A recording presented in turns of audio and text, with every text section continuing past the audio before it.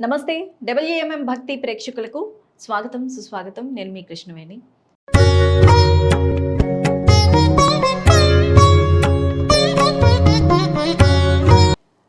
దసరా శరన్నవరాత్రి వేడుకలు కొద్ది రోజుల్లోనే ప్రారంభం కాబోతున్నాయి. అయితే ఈ దసరా మీద ఎన్నో సందేహాలుంటాయి, ధర్మ సందేహాలుంటాయి. దసరా ఎలాంటి వాళ్ళు చేసుకోవాలి? ఇప్పటి వరకు ఆనవాయితీ లేదు, ఇప్పుడు చేసుకోవాలని అనిపిస్తోంది. చేసుకోవచ్చా? 9 రోజులు పూజలు చేయలేని వాళ్ళు ఎన్ని రోజులు చేస్తే మంచిది? ఏ రోజు చేస్తే మంచిది? ఇలాంటి ఎన్నో సందేహాలు ఉంటాయి. మరి ఆ ధర్మ సందేహాలన్నీ కూడా నివృత్తి చేయడానికి మనతో పాటు ఉన్నారు గురూజీ, జ్యోతిష్య వాస్తు యోగ బ్రహ్మ కొండేటి వెంకటరమణమూర్తి గురూజీ. వారిని అడిగి తెలుసుకునే ప్రయత్నం చేద్దాం. నమస్తే గురూజీ. నమస్తే అమ్మా. ఎలా ఉన్నారు గురూజీ? బాగా ఉన్నాం అమ్మా. ఓకే గురూజీ, అయితే త్వరలోనే మరి కొద్ది రోజుల్లో దసరా శరన్నవరాత్రి వేడుకలు ప్రారంభం కాబోతున్నాయి. అలాగే ఒకవైపు బతుకమ్మ సంబరాలు కూడా ప్రారంభం కాబోతున్నాయి. అయితే ముందుగా దసరా గురించి మాట్లాడుకుంటే, అసలు ఈ దసరా శరన్నవరాత్రి ఉత్సవాలు 9 రోజులు చేసుకోవడం వెనక ఏమన్నా ఆధ్యాత్మిక అర్థం ఏమన్నా ఉందా ఏంటి గురుజీ? అసలు దసరా శరన్నవరాత్రి ఉత్సవాలు 9 రోజులే ఎందుకు చేసుకుంటారు? అంటే ఆ యొక్క టోటల్ అమ్మవారు ఆ రాక్షసుని సంహరించడానికి 9 రోజులు పట్టినాయి. అంటే 9వ రోజునే ఆ వ్యక్తిని పూర్తిగా నరికివేయడం జరిగింది. అక్కడి నుంచి ఈ పీడ విరుగుడైంది అన్న భావంతో 9 రోజుల నవరాత్రులు చేస్తారు. అది సరైన సందర్భం. చాలామంది పూర్తిగా చేస్తేనే కంప్లీట్ అవుతుందా, 3 రోజులు చేయొచ్చు, 5 రోజులు చేయొచ్చు అంటే చెయ్యొచ్చు. మీకు అవకాశం ఉంటే 9 రోజులు చేస్తే కంప్లీట్ అవుతుంది. 3 రోజులు 5, 7 అనుకుంటే కనుక చేసుకోవచ్చు. దాంట్లో తప్పు అయితే ఏమీ జరగదు. ఓకే. అయితే ఈ నవరాత్రుల్లో నవరూపాలు అమ్మవారి 9 అలంకరణలతో అత్యధిక ప్రాధాన్యత ఉంటుంది. మొదటి రోజు ఒక అవతారం అలంకారము, ఇంకొక రోజు రెండవ రోజు ఇంకొక అలంకారము, దట్టు కట్టుకునే చీర అమ్మవారికి ఈ రంగు కడితే మంచిది, అమ్మవారికి ఈ నైవేద్యం పెడితే మంచిది అనేది ముఖ్యంగా చూస్తూ ఉంటారు. ఈ నవరాత్రులకి సంబంధించి అలంకారాలకి సంబంధించి అర్థం ఏంటి గురూజీ? నవరాత్రులు అంటే ఈ అమ్మవారు 9 రోజులు పట్టింది ఆ యొక్క రాక్షసుని చంపడానికి. చేసి దశమి నాడు పండగ చేసుకున్నారు కనుక విజయదశమిగా భావించారు. కామన్గా చేస్తే కంప్లీట్నెస్ అంటారు. 9 రోజులు చేసి మహాదశమి చేయడం అన్నది. కొంతమందికి అన్ని రోజులు కుదరకపోవచ్చు, లేకపోతే కొన్ని అడ్డులు ఉండొచ్చు, వేరే వేరే కారణాలు ఉంటాయి. ఇక్కడ ఒకరోజు మనస్ఫూర్తిగా అమ్మవారిని తలుచుకుంటూ నచ్చిన నైవేద్యాలు పెట్టుకుంటూ పూజ చేసి సంపూర్తిగా చేసేనమ్మా, నాకు ఇంతే శక్తి ఉంది, దయించు తల్లి అని ఒక నమస్కారం పెడితే ఆ ఒక్కరోజు చేసిన వాడికి కూడా అమ్మగారు సంపూర్ణ యోగాన్ని ప్రాప్తింపజేస్తుంది. ఇక మిగతా వాళ్ళు 2 రోజులు 3 రోజులు 5 రోజులు ఇవన్నది కూడా ఏంటంటే వాళ్ళకి వీలైన విధానం ప్రకారం ఆ డేట్స్ వాళ్ళు మార్చుకుంటారు. సాధారణంగా ఏంటంటే నవరాత్రులు అన్నప్పుడు అందరూ నవరాత్రులు చేసేస్తారు. కొన్ని కారణాల వలన ఆడవాళ్ళకి ఇబ్బంది రావడం, లేదా ఇంకో కారణం రావడం, ఇవన్నీ ఉంటే కనుక మీరు అక్కడ ఎందుకు ఆపేస్తున్నారో చెప్పేస్తే అమ్మకి సరిపోతుంది. ఓకే, ఈ కారణం వలన అమ్మ నేను ముందుకు వెళ్ళలేకపోతున్నాను, తర్వాత పూజలు చేయలేని పరిస్థితిలో ఉంది కనుక నన్ను మన్నించి దయించు తల్లి అని ఒక నమస్కారం పెడితే ఆ తల్లి ఈ 5 రోజులు చేసిన దానికి 9 రోజులు చేసిన వాడికి ఒకే ఫలితాన్ని ఇస్తుంది. ఇక్కడ బాధపడిపోవాల్సిన విషయం లేదు. అయితే నవరాత్రుల్లో ఈ అలంకారాలకి ప్రాముఖ్యత, విశిష్టత ఏంటి? జనరల్గా ఏమి ఉండదు. కాకపోతే ఏంటంటే ఆ 9 రోజులు 9 అవతారాలతోటి ఆ రాక్షసులను చంపారు అన్న ఉద్దేశంతో ఈ 9 రకాలుగా మనం తయారు చేస్తాం. అది చేసేయడం వలన కానీ చేయకపోవడం వలన కానీ రిజల్ట్ అయితే ఏమీ ఉండదు. ఓకే, ఒకటి కావాల్సింది ఎప్పుడైనా అమ్మవారు ఒకటే, అమ్మే అలంకారాలు మారుతాయి. మనం మనశుద్ధిగా చక్కగా ఆనందంగా సంతృప్తి పడుతూ చేస్తే తల్లి మెచ్చుకుంటారు. ఓకే. ఇక్కడ ప్రసాదాలు చేసేవా, ఎన్ని మంత్రాలు చదివేవి, ఎన్ని జపాలు చేశారు, ఎంతమంది వచ్చారు, ఎంతమందికి నైవేద్యాలు ఇస్తున్నారు, ఇవన్నీ కూడా అమ్మగారికి అవసరం లేదు. అది మన సరదా. మనకుంది చేసుకుంటాం, చేసుకో. చెయ్యొద్దని ఎవరు చెప్పరు. చేసినా తప్పు కాదు, చేయకపోయినా తప్పు కాదు. మొదటి రోజు ఇప్పుడు మీకు అలవాటు ఉంటే కనుక మొదటి రోజు సంపూర్ణంగా చేసి కూడా అమ్మ మిగతా రోజుల్లో నాకు కుదరట్లేదు, నీకు అన్నీ తెలుసు కదా అని దండం పెట్టేసి మనం తప్పు ఒప్పుకొని తప్పుకోవాలి. ఓకే. అది మార్గం. అయితే చివరి 3 రోజులు మహానవమి, విజయదశమి ఇవన్నీ ఉన్నాయి కదా, దుర్గాష్టమి, ఈ 3 రోజుల్లో ఏ రోజు మనం అమ్మవారిని పూజిస్తే మంచి ఫలితం దొరుకుతుందంటారు? అంటే ఈ 9 రోజులు కుదరని వాళ్ళు 3 రోజులు ఆఫీసులకు వెళ్ళే వాళ్ళకి ఏదో ఒక రోజు సెలవు అనేది ఉంటుంది, లేదంటే ఏదో ఒక అడ్డంకి అనేది ఆ రోజు రాకుండా ఉన్న ఈ 3 రోజులకి ఎక్కువ ప్రాధాన్యత, అత్యంత ప్రాధాన్యత ఇస్తారు పండుగల కింద. ఆ 3 రోజుల్లో ఏ రోజు అమ్మవారిని పూజించాలి, ఏ విధంగా పూజించాలి గురూజీ? ఇక్కడ మనం సంపూర్ణంగా చేయటం లేదు, 9 రోజులు చేయటం లేదు, మనకి వీలు కుదరకపోవడం వల్ల. ఇంకా అటువంటప్పుడు ఏ రోజైనా సరే సంపూర్ణంగా ఆ 9 రోజు మంత్రాలు చదివేసి వీలైతే 9 రకాల నైవేద్యాలు పెట్టేసి, తల్లి నా పరిస్థితి ఇది కనుక ఇవే 9వ రోజుగా నేను భావించి ఈ పూజలు పూర్తి చేస్తున్నామమ్మా, తప్పులుంటే క్షమించని 2 లెంపలు వేసుకొని పూజ పూర్తి చేస్తే 9 రోజులు సంపూర్ణంగా చేస్తున్న ఫలం మాత్రం వస్తుంది. ఓకే. ఇబ్బంది లేదు దానికి. ఇది న్యాచురల్ అయ్యి ఉండాలంటే ఏంటంటే కంపల్సరీగా అదొక నిజమైన అడ్డంకి అయితేనే అటువంటి డెసిషన్ తీసుకోవాలి. అంతేగాని ఈ చేస్తాంలే అనుకున్నట్టుగా డెసిషన్ తీసుకోకూడదు. అప్పుడు మాత్రం ముట్టుకే పడుతుంది. అది ముందే ఆలోచించుకుని డెసిషన్ చేసుకోవాలి. ఓకే. అంతేగాని మధ్యలో ఏదో ఒకవేళ మధ్యలో ఉండగా అటువంటి సందర్భం ఏర్పడితే గనక ఆ విషయాన్ని అమ్మగారికి చెప్పేసి ఈ సందర్భంగా నేను చెయ్యకూడదు గనక పూర్తి చేస్తున్నాను తల్లి అని చెప్పేయాలి. అలాగ నీ దగ్గర తప్పు లేనంతసేపు మంచిదే. నువ్వు నటిస్తే అది నటనే. ఇంకా అయితే కొంతమంది మొదటి రోజు నుంచి అమ్మవారికి దీపం పెట్టి దీప నైవేద్యాలు అంటే మనకి తగినట్టు మనకి కుదిరినట్టు ఏదో ఒక నైవేద్యాన్ని, లేదంటే పండో ఫలమో ఏదో ఒకటి నైవేద్యం సమర్పించి చేసిన తర్వాత మధ్యలో ఒక 2-3 రోజులు కుదరలేదు, మళ్ళీ తర్వాత చివరి 3 రోజులు కుదురుతాయి. అంటే ఏదన్నా ఊరెళ్ళాల్సి వచ్చో లేదంటే ఏదో ఒకటి ఉండొచ్చు. సో ఆ 2-3 రోజులు కుదరకపోతే అలాంటి వాళ్ళు ఏం చేయాలి? అప్పుడు కూడా ఎందుకు ఆపవలసిందో క్లియర్గా ఎక్స్ప్లెయిన్ చేయవలసింది అమ్మకి. అమ్మ ఈ కారణం వలన నాకు కుదరదు గనక ఈ 2-3 రోజులు ఆపుకొని మళ్ళీ నేను కంటిన్యూ చేసుకుంటానమ్మా అని ఆవిడకు దండం పెట్టేసి అమ్మవారికి లీవ్ లెటర్ ఇవ్వాలి. ఇచ్చేసి తప్పులుంటే క్షమించండి అమ్మా అని చెప్పేసి లెంపలు వేసుకుని దండం పెడితే సరిపోదు. భక్తి మనసులో ఉండాలి. ఎవరి కోసమో చెయ్యకూడదు, మన కోసం చేసుకోవాలి. నిజానికి పూజలు ఎందుకు చేస్తారు? పూజ చేయడం వల్ల ఒక పాజిటివ్ ఎనర్జీస్ బాడీలో పెరుగుతాయి, మంచి బుద్ధి వస్తుంది, మంచి ఆలోచన వస్తుంది, అక్కడి నుంచి మంచి ఎదుగుదల వస్తుంది, ఇన్ని జరుగుతాయి. కనుక పూజ చేయమన్నారు తప్ప పూజ చేయని వాడికి ఏమీ రావండి అంటే తప్పది.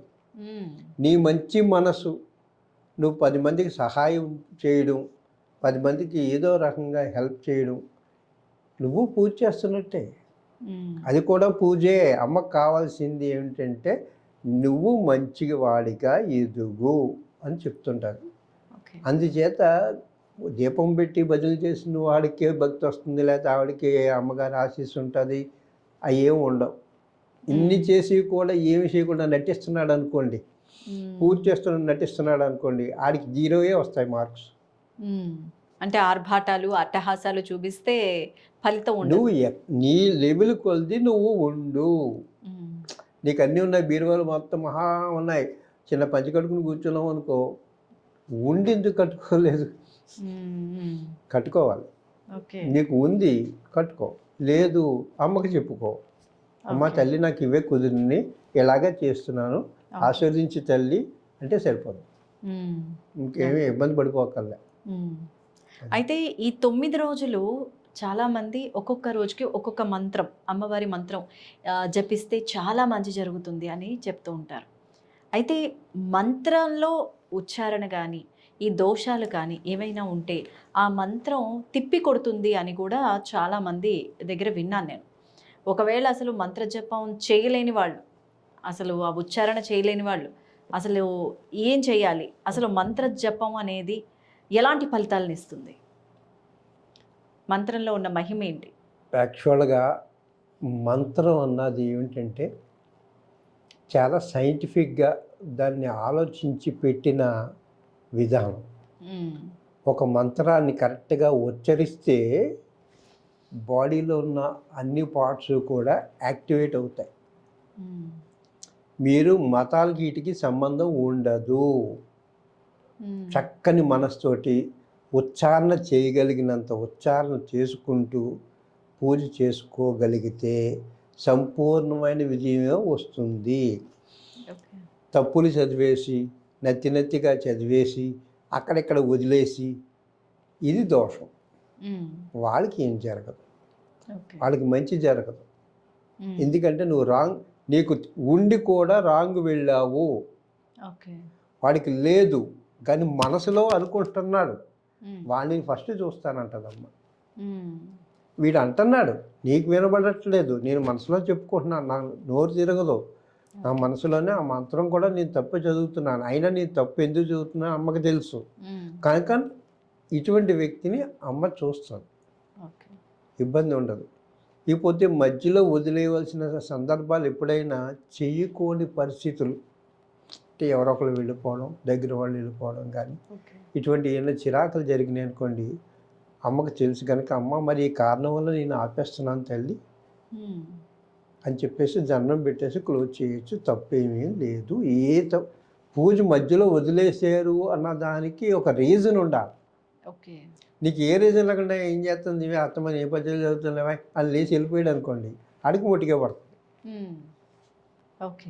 అయితే మంత్రం చదువుకోవాలి అని ఉన్నా కూడా కొంతమంది చదవలేరు. సో అలాంటి వాళ్ళు ఏం చేయాలి? మంత్రం చదివితేనే అమ్మగారు అనుగ్రహించదు. మంత్రం సరిగ్గా చదవకపోయినా ఒప్పుకోదు కదా. నువ్వు మనస్ఫూర్తిగా మంచి మనసుతోటి మనసులోనే అమ్మను తలుచుకో, నువ్వు పూజ చేసినట్టే. పూజ ఇన్ ది సెన్స్ దేనికి పెడతారంటే పైకి చదవమని ఏంటంటే ఈ మంత్రోచ్చరణ వలన జ్ఞానం పెరుగుద్ది, ఆరోగ్యం పెరుగుద్ది, ఆటోమేటిక్గా ఐశ్వర్యం పెరుగుద్ది. అలాగని ఏమీ లేనివాడు మనసులోనే చదువుకున్నా కూడా అమ్మకు తెలుసు వీడికి నోరు లేదు నాలుక లేదు అన్నాడు, కానీ లోపల ఉచ్చారణ కరెక్ట్గానే చేస్తున్నట్టు వీడికి ఎంత హెల్ప్ చేస్తుందో వాడికి అంత హెల్ప్ చేస్తారు. అందులో తేడా ఉండదు. ఓకే. లేదంటే టీవీలో మొబైల్లో పెట్టుకొని విన్నా అలాంటి ఫలితమే ఉంటుందా? వింటుంటే సరిపోదు, వింటున్నది మనం పలకడానికి ప్రయత్నించాలి. ఒకటి ఏంటంటే మనకి ఎస్కేప్ అయ్యే ప్రయత్నాలు చేయకూడదు, చెయ్యాలనే తపన ఉండాలి. నువ్వు చెయ్యాలనుకుంటున్నావు కానీ చేయలేకపోతున్నావు, ఎందుకంటే నీకు నోరు శుభ్రంగా లేదు, మనిషి బాగోలేదు, నువ్వు ఇబ్బందుల్లో ఉన్నావు, బుర్ర సరిగ్గా పనిచేయట్లేదు. మనసులో అనుకోవయ్యా. ఓకే. పైకి వినబడకుండా మనసులో అమ్మా నా పరిస్థితి నీకు తెలుసు, ఓం నమ శివాయ, ఓం దేవి తల్లి, ఇలాగ నీకు వచ్చిన మంత్రాన్ని చదువు. నిజమైన పద్ధతిలో మంచి బుద్ధితో మంచి ఆలోచనతో చేసేది దేవతలు స్వీకరిస్తారు. ఓకే. అయితే ఈ శరన్నవరాత్రుల్లో దుర్గాష్టకం కానీ లేదంటే దేవి సప్తశతి ఈ పారాయణలు చేస్తే మంచి ఫలితాలు వస్తాయి అని కూడా చాలామంది అంటున్నారు. అసలు వీటి పారాయణ వల్ల ఈ అష్టకాలు చదవడం వల్ల ఎలాంటి ఫలితాలు వస్తాయి? నిజానికి అవే కాకుండా ఇంకా చాలా ఉన్నాయి. వాటన్నిటిలోని నిష్ఠగా చక్కగా చేసుకుంటే నీకు మంచి జరుగుద్ది, అందులో ఏ డౌటు లేదు. చేసుకున్న వాళ్ళకి మంచి జరుగుద్ది. ఒకటి గుర్తుపెట్టుకోండి, చక్కని ఉచ్చారణతో ఎక్కువ చదవడం వల్ల ఏమవుద్దంటే ఫిజికల్గా ముందు బాడీ సెట్ అయిపోద్ది.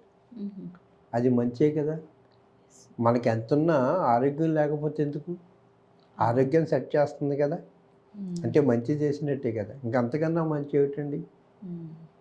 ఓకే. చేత అలా చేసుకోవచ్చు, తప్పేం లేదు.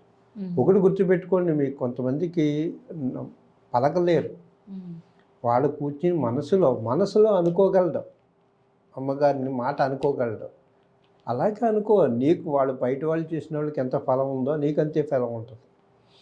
వేరియేషన్ రావడానికి కారణం నీ తప్పు ఉంటే ఉండొచ్చు తప్ప అక్కడ అమ్మగారి దగ్గరది ఎక్కడ ఏమి తేడా ఉండదు. అంచేత ఎవరన్నా ఏ సందర్భంలో అయినా సరే, కాకపోతే ఏంటంటే మరి కోతి వేషాలు వేస్తున్నట్టు అర్ధరాత్రి లేచి చేయడం, శుభ్రంగా తినేసిన తర్వాత చేయడం వల్ల నష్టం ఏంటంటే, ఇప్పుడు ఒక మంత్రం చదివేటప్పుడు ఒక ఎనర్జీ క్రియేట్ అయ్యి పాజిటివ్నెస్ని పెంచుతూ ఉంటారు బాడీలో. తినడం వల్ల ఏమవుద్దంటే అసలు ఏది పుట్టదు, మంత్రం నువ్వు ఎంత చదువుతున్నా కూడా శక్తి పుట్టదు, అది నష్టం. అంతేకాని తినేసేయడు కనుక ఈయన వెలేసేయండి అనడం తప్పు. విలేయడాలు ఇవన్నీ అనవసరం లేదు, ఆడికి ఆడే వేసేసుకున్నాడు, గొడిగెక్కలే అది. అయితే ఈ నవరాత్రుల్లో చాలామంది ఉపవాస నియమాలు పాటిస్తూ ఉంటారు, ఉపవాస దీక్ష చేస్తూ ఉంటారు. ఉపవాసాలు ఖచ్చితంగా చేయాలా? ఉపవాసాలు చేయలేని వాళ్ళు, లేదంటే బయటికి వెళ్ళి ఉద్యోగం చేసుకొని అంటే ఆ పరుగుల జీవితంలో ఏమీ తినకుండా ఉండలేని పరిస్థితి ప్రస్తుత పరిస్థితుల్లో, కాబట్టి అలాంటి వాళ్ళు, ఉపవాసం చేయలేని వాళ్ళు ఏం చేయాలి అసలు? ఉపవాసం ఎందుకు చెయ్యాలి అంటే, ఎంటీ స్టమక్ ఉన్నప్పుడు ఏమవుద్దంటే పాజిటివ్ ఎనర్జీ త్వరగా పుడుతుంది, అదొకటే ప్లస్. అర్థమైందంటారా? సో దానికి అర్హత లేని వాళ్ళు ఎవరైనా ఉన్నా, అంటే కొంత పలకలేరు, మనసులో అనుకున్నా కూడా నీకు శక్తి వస్తుంది. ఆ ఇబ్బంది ఏం పడక్కర్లేదు. కొంతమంది నాలుగు ఉండవు, ఎన్నో ఆర్గాలు లేని వాళ్ళు కూడా మనసు మాత్రం ఉంటుంది. మనసుతో నువ్వు మంత్రాన్ని అనుకో, నీకు మంత్రాలు తెలియదు, అమ్మా అమ్మా అమ్మా రక్షించమ్మా రక్షించమ్మా అదే మంత్రం వాడికి, వాడి బతుకు అదే మంత్రం. అది అమ్మకి తెలుసు, వాడికి వాళ్ళు వెళ్తున్నాడు రా, వాళ్ళని చూసి వస్తానుండు అని ముందు వీడి దగ్గరికి వస్తాను. నీకు నిజమైన భక్తి ఏంటంటే మనస్ఫూర్తిగా చెయ్యాలనుకుంటున్నాను తల్లి, నాకు అవకాశం ఇవ్వలేదు తల్లి, నేను మరి ఇలాగే చేస్తున్నాను, మరి తీసుకోమ్మా, అలాగే చెప్పేశారనుకోండి తీసుకుంటుంది. ఏది మీరు చెప్పింది నిజమైతే, అబద్ధం అయితే మొట్టిగా పెట్టేసి వెళ్ళిపోద్ది. ఓకే, అమ్మకి అన్నీ తెలుస్తాయి కదా. అమ్మకి తెలియదు ఏముంటుంది, వాడి పొజిషన్ ఏంటో తెలుసు, ఇప్పుడు ఏం చేస్తాడు, తర్వాత ఏం చేస్తాడు కూడా అమ్మకి తెలుసు. అక్కడ డ్యాన్స్ చేయకూడదు మనం, అమ్మవారి దగ్గర మన ఇష్టం వచ్చినట్టు బిహేవ్ చేయకూడదు. నిజాన్ని చెప్పు, బతుకుతావు, అబద్ధాన్ని చెప్పావు దెబ్బతింటావు. Okay okay okay. అలాగే ఈ నవరాత్రుల్లో, దసరా శరన్నవరాత్రుల్లో ముఖ్యంగా అందరూ కూడా పాటించేది ఎక్కువగా ఆయుధ పూజ, వాహన పూజ. సో ఆయుధ పూజ, వాహన పూజ ఈ నవరాత్రుల్లోనే చేయడానికి ఏంటి కారణం? దీని వెనకాల ఉన్న కథ ఏంటి? అంటే ఇది యాక్చువల్గా మనం ఊరికే తెచ్చేసుకున్నాం, కానీ రాజులు మాత్రమే చేస్తారు. ఓకే, రాజులకి చేసి తీరాలి వాడు, ఎందుకంటే వాడు రాజ్యాన్ని వెళ్తున్నాడు, ఎంతోమంది రాజులతో యుద్ధం చేసి ఎంతోమందిలో నరికేస్తాడు, రకరకాల ఇబ్బందులన్నీ కూడా రాజుకే ఉంటాయి. ఓకే, అంచేత ఇవన్నీ రాజుకు చెందుతాయి, మిగతా వాళ్ళకి ఏం సంబంధం ఉండదు. మనం చేసుకుంటూ ఉంటాం కదా, వాహన పూజ ఖచ్చితంగా చేసుకుంటూ ఉంటారు, అయితే రాజులు మాత్రమే చేయాలన్నమాట. అంటే అది మాత్రమే చెయ్యాలని కాదు, అక్కడ కావాల్సింది వాడికి మాత్రమే, మనకు కాదు. Okay okay. ఇప్పుడు మీకు గుర్రంతో పని ఏంటి చెప్పండి, రథాలతో పని ఏంటి చెప్పండి, యుద్ధంతో పని ఏంటి చెప్పండి, అవి ఏం లేవు కదా. వాడు చేస్తున్నాడు నేనే చేస్తున్నట్టే ఎందుకయ్యి, అంటే మనం నడిపే వాహనానికి పూజ చేస్తాం కదా, చేసుకోవచ్చు. అది బాగోవాలని కోరుకోవడం అంతే, అది బాగోవాలని కోరుకోవడం, దాని మీద వెళ్తున్నప్పుడు కూడా మనకు బాగుండాలని కోరుకోవడం, అంతవరకే లాభం తప్ప ఇంకేముండదు. రాజులంటే వాళ్ళకి రాజ్యాలు ఉంటాయి, వందల కొలది యానిమల్స్ ఉంటాయి, వాటన్నిటినీ రక్షించుకోవాల్సిన బాధ్యత వీడుకుంటుంది కనుక తను ఇవన్నీ చెయ్యాలి, చేస్తాడు కూడా. ఓకే, మనకి ఎవరో ఉండరు, ఒక్కొక్క పిల్ల ఒకటే ఉంటుంది, ఉంటే అంతే, అవును, దానికి ఎలాగ పెడతాను ఉంటాం, అంత వెళ్ళక్కర్లేదు. నిజం ఒకటే, మనసు సంపూర్ణంగా పూజ చేయగలిగితే వాడికి అమ్మగారు మీకు ఏది ఇవ్వాలో అది ఇస్తుంది.